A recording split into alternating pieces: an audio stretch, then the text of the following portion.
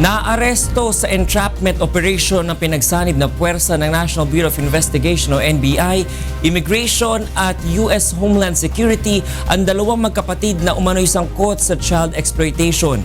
Ito ang balita ni Leslie Longbowen.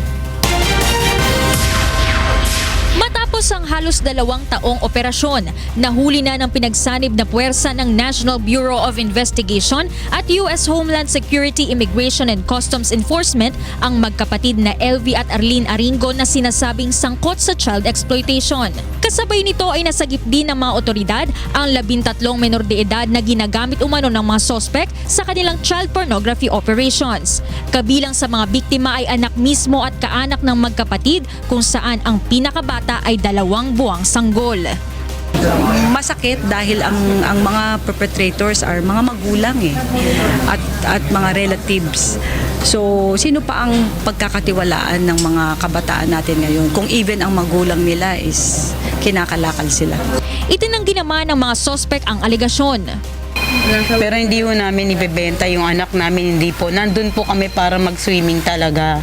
Dahil sa patuloy na pagdami ng mga kaso ng cybercrime, paalala ng mga otoridad sa mga magulang na bantayang mabuti ang kanilang mga anak, lalo na sa paggamit ng internet upang hindi sila masangkot sa ganitong mga gawain.